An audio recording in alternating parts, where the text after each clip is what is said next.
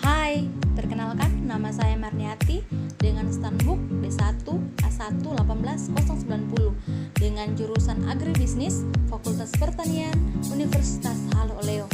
Pada kesempatan kali ini saya akan membahas mengenai sistem upah, macam-macam sistem upah, faktor yang mempengaruhi besar kecil sistem upah, dan pengertian UMK, UMP, dan UMR.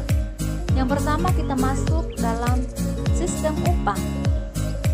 Sistem upah merupakan kebijakan dan strategi yang menentukan kompensasi yang diterima pekerja.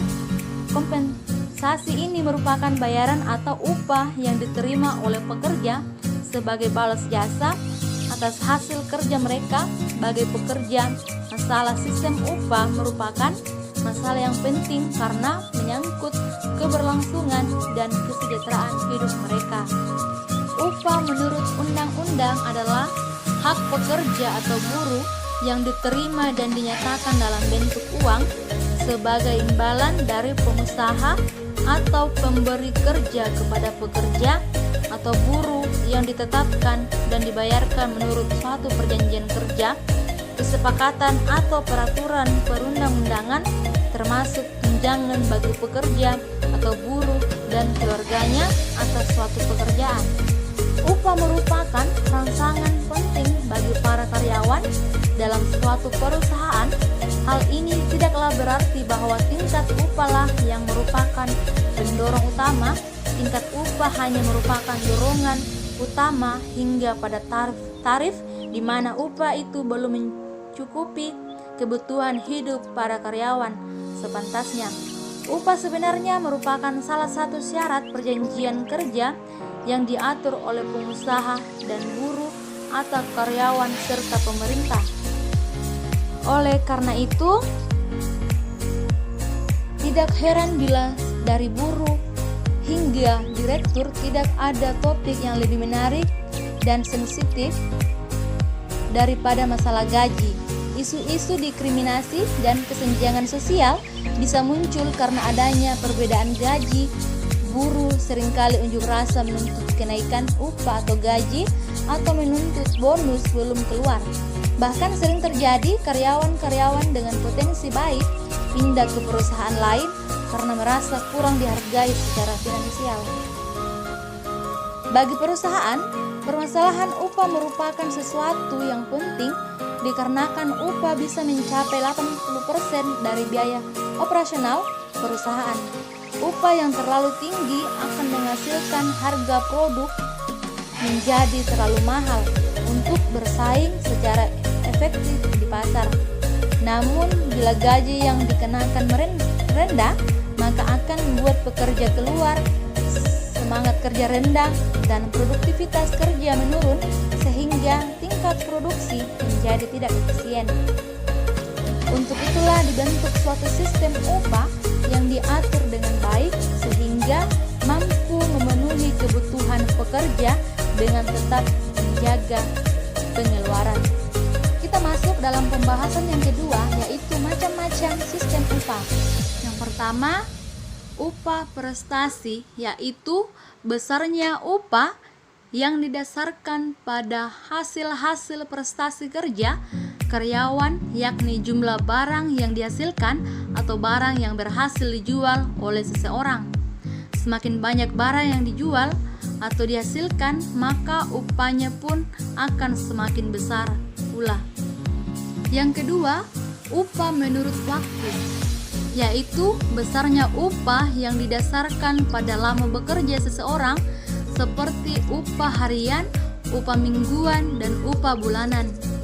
Semakin lama karyawan bekerja, maka upahnya pun semakin banyak. Yang ketiga, upah indeks, yaitu besarnya upah berdasarkan perubahan harga barang kebutuhan sehari-hari.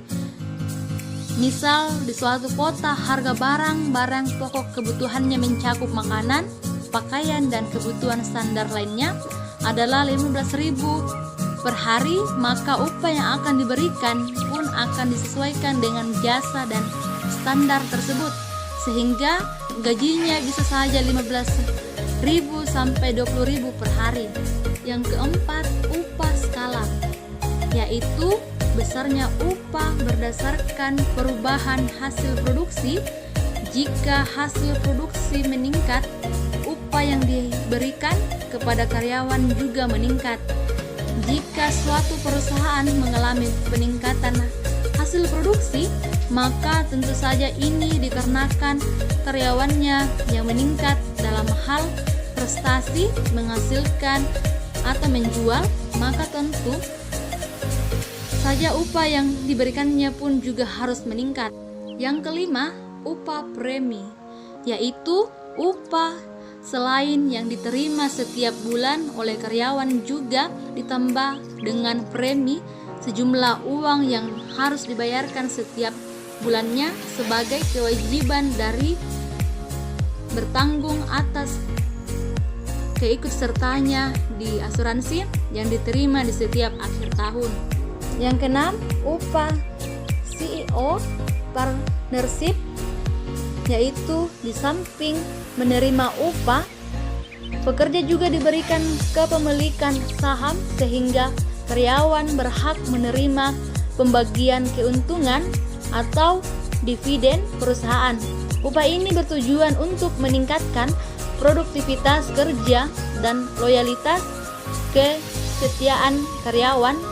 Dividen adalah pembagian laba kepada pemegang saham berdasarkan banyaknya saham yang dimiliki. Pembagian ini akan mengurangi laba ditahan dan kas yang tersedia bagi perusahaan. Tetapi distribusi keuntungan kepada para pemilik memegang memang adalah tujuan utama suatu bisnis. Pembahasan yang ketiga, faktor yang mempengaruhi besar kecil sistem upah. Yang pertama, biaya hidup.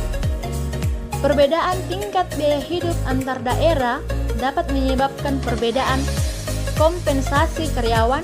Biaya hidup tinggi juga melahirkan tuntutan pekerja atas upah yang lebih tinggi pula. Untuk menunjang biaya hidup yang layak, perusahaan yang mempekerjakan karyawan di daerah dengan tingkat biaya hidup tinggi umumnya memberikan gaji pokok lebih besar atau kompensasi lain dalam bentuk tunjangan kemahalan. Yang kedua, regulasi pemerintah.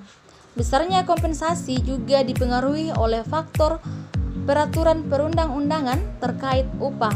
Misalnya, pemberian kompensasi karyawan wajib mengacu pada upah minimum yang berlaku di setiap daerah. Yang ketiga, jenis pekerjaan dan tanggung jawab.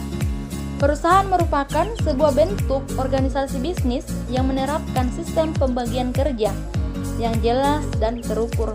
Dengan berbagai jenis pekerjaan dan tanggung jawab, semakin besar tanggung jawab karyawan, semakin besar pula kompensasi yang ia peroleh sesuai dengan struktur dan skala upah. Misalnya, karena tanggung jawab yang lebih besar, seorang kepala bagian berhak memperoleh kompensasi lebih besar daripada supervisor.